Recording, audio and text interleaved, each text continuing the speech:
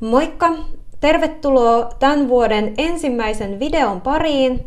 Mun nimeni on Reeta Kroner ja tälle kanavalle mä teen videoita liittyen päihderiippuvuuteen sairautena ja yhteiskunnallisena ilmiönä sekä siitä toipumiseen. Jos nämä aiheet sua kiinnostaa tai koskettaa, niin käy ihmeessä pistämässä tää kanava tilaukseen. Tänään olisi tarkoitus puhua erittäin tärkeästä aiheesta, eli siitä, miten päihderiippuvuus vaikuttaa läheisiin. Mulla itselläni ei ole tästä oikeastaan mitään omakohtaista kokemusta ja sen takia mä oonkin pyytänyt tähän videolle mukaan mun mieheni Brianin, joka kertoo kohta vähän siitä, että minkälaista on ollut elää parisuhteessa mun kanssa, kun mä oon sairastunut päihderiippuvuuteen ja miten se on ylipäätään vaikuttanut häneen. Koska Brianin äidinkieli ei ole suomi vaan englanti, niin tää video toteutetaan luonnollisesti englanniksi. So, we've been together almost like 10 years now, right? Yeah, probably around 10 years, I would think. Yeah, that's a long time. It's, what we're talking about, it's like basically a whole third of our life. Yeah, exactly. Yeah. And unfortunately, you have also seen my addiction basically from the beginning, and you have experienced also the worst sides of my addiction, I think. So what was the first time when you noticed like some signs of addiction, or do you remember what were the first like signs that you noticed? Yeah, I actually kind of thought something was a little up almost right away. Actually, almost like within the first like month that we met. Even the first time when I stayed over, I noticed that you drink so much that you start, vomiting basically. And I was like, is this the norm? Like, I don't think that's a norm. I think she's drinking a bit too much now. Right. So that was pretty quick, I think. And for the most part, I didn't drink that much, or like barely any at all. Like I drank occasionally, but I didn't really drink too much, or I didn't even like drinking. You even made fun of what a sissy I was when I was drinking sometimes. Yeah. Yeah, because I went, ew. Right. Yeah.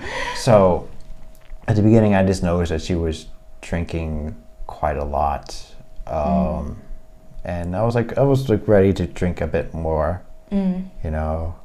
And I just kind of went along with it at first, but I kind of assumed something wasn't exactly right here, even at the beginning. Of course, now when I look back at that time, I have realized that I was already addicted to alcohol when I first met you, that there was already signs of addictions, even though it wasn't like that obvious, of course, back then. But even on our first date, like that morning when we left to Manhattan and spent the day over there, I was having like a huge hangover because I was partying the night before, and in the morning I just like took like a little bit of Jack Daniels, like a sip of Jack Daniels, and then I put like the rest of the whiskey in the water bottle, and I took it with me on the date.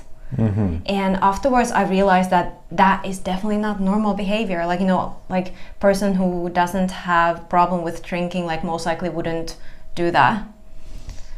So yeah, I think I was already addicted to alcohol back then, and then of course later on I moved on using drugs and stuff and so on. And in my case, of course, as we know, my addiction progressed very fast. It was maybe half a year that we had been dating that my addiction was at its point where I already started to feel ashamed of my drinking, and I started to lie to you about it. What kind of memories do you have from that time? Like, how do you remember it? Like, how was our relationship back then, and what were you thinking? This is about a year or so? Yeah, like maybe half a year when we were dating. Yeah, I think around that point, we were already trying to control the drinking already by like, well, maybe maybe at that point we started switching to just wine only. Yeah, or we something tried like to that. switch to like, you know, Instead of the heavy yes, alcohol. Exactly. And then we tried to switch it like, oh, we're just going to drink maybe in the evening sometimes, not every day. Right. You know, try to just cut down on the drinking at first. At that point, I still didn't really think she was an addict exactly, because my idea of an addict was a bit more messed up than that, and I didn't really see that in herself exactly yet. So at the time, I just tried to get her to drink it, you know, easier alcohol, like wine, mostly white wine, Chardonnay specifically. Yeah, exactly. Yeah, and we basically did that, and for the most part, I was still a bit annoyed because I knew she did drink more than that, like, but then she kind of kept it a little, but it seems like she was for the most part still functional. Yeah. And normal for the most part. So I didn't think too much of it at that point. Yeah, like you said, you weren't even sure if it was addiction or was there like maybe some other problem like behind everything, like my behavior and so on. And I think that's pretty typical, and I hear that quite often when I've been talking with other people who have been living with like those suffering from substance use disorder, that you first think like, you know, maybe it's something else, like maybe it's like in my case, I said that I was feeling depressed, I was feeling lonely because I had moved to another country, to the US, and you know, obviously you maybe try to find the explanation from there. Yeah, I was thinking maybe she was restless, she was bored, depressed, various things like that. And I know like people drink alcohol to make things a bit more exciting or something like that. Yeah. So I assumed all those things, and not necessarily right away that she's an addict.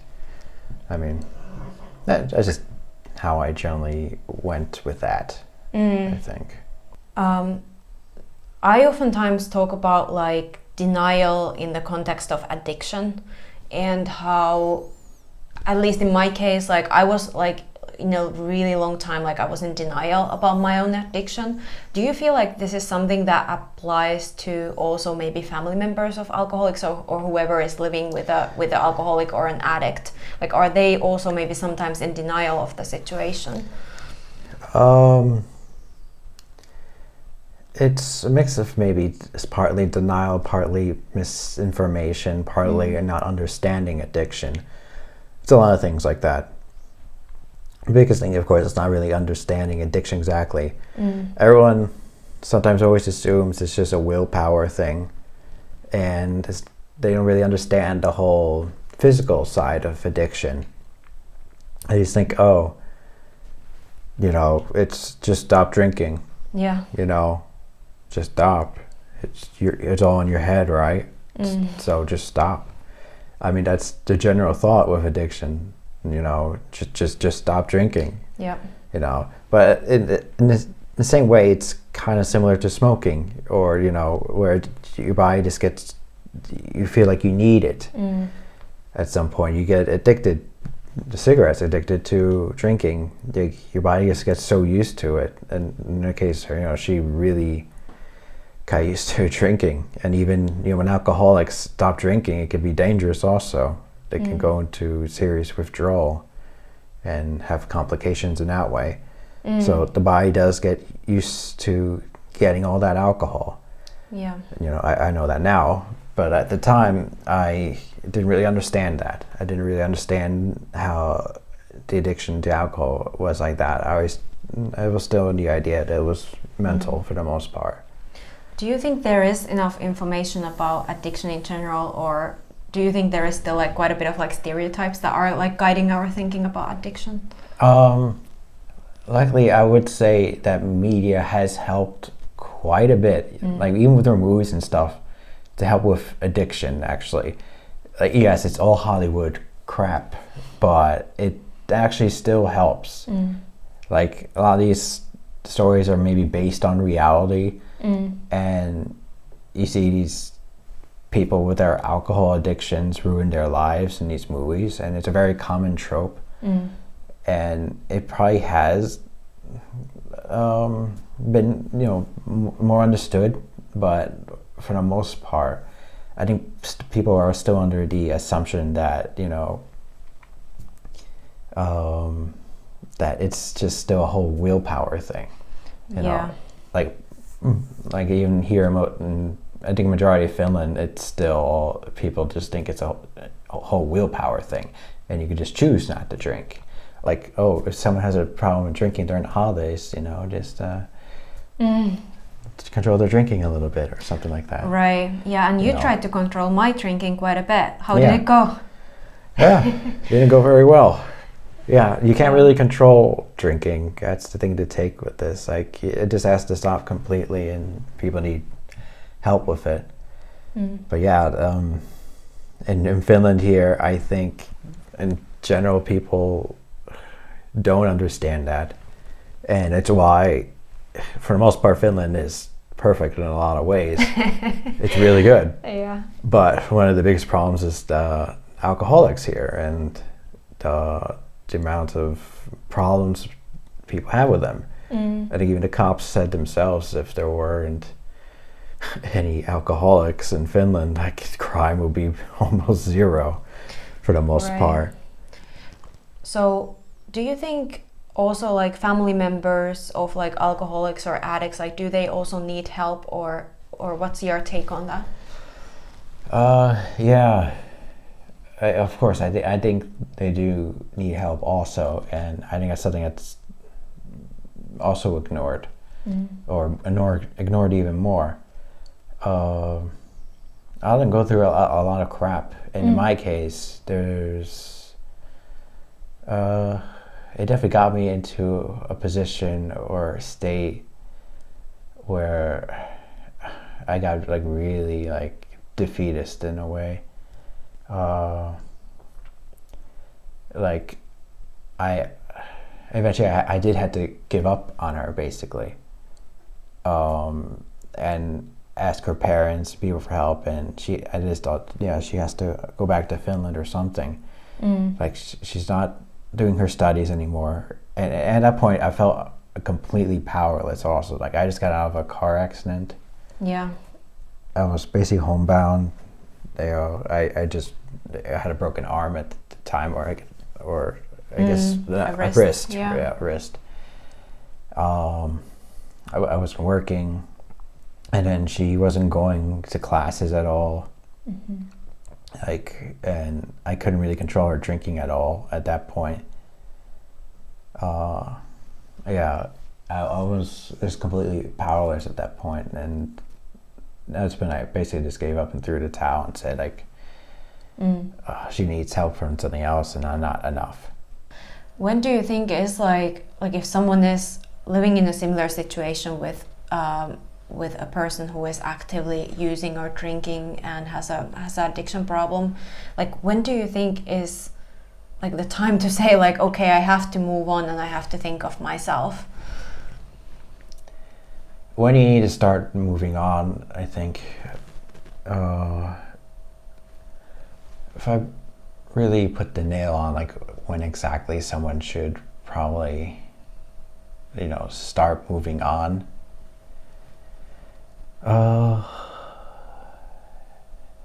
it's a tricky question to say.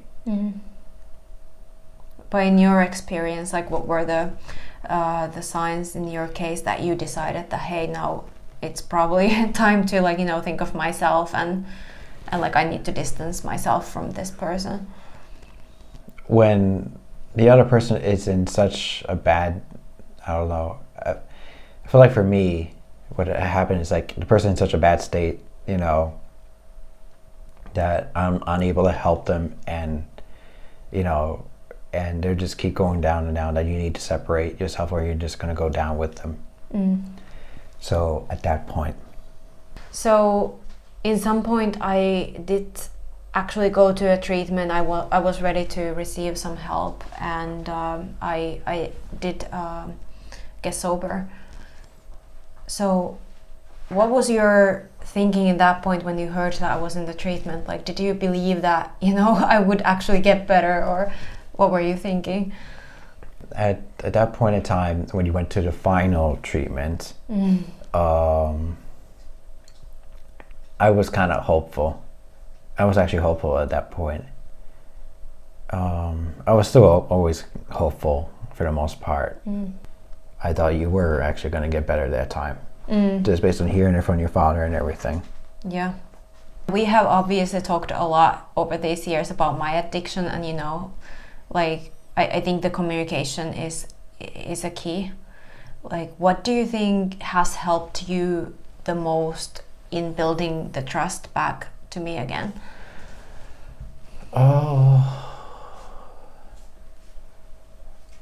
What helped the most in building a trust in you again? Yeah. I guess in your actions and everything.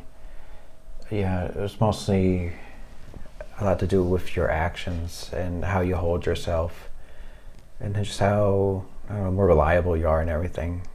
How you've just grown as a person.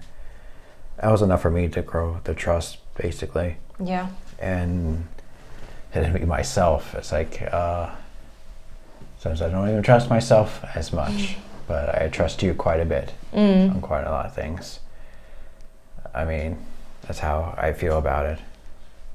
So, like, overall, how do you think your thinking or your view of addiction has changed over these years? I definitely understand basically most of it for the most part, what it does to people, what's actually going on in the head, and how it affects other people more than others in different ways. And my general idea of addiction is,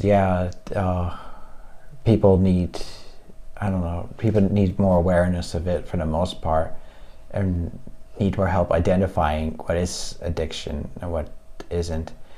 In my opinion, it's still kind of in the 80s, how addiction is treated or perceived here. And it could be also why it's still a problem here in Finland on such a level.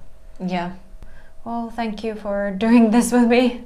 Yeah. Yeah. No problem. And I don't know, hopefully people enjoyed the video, and hopefully it's not that long. Yeah, let's hope so.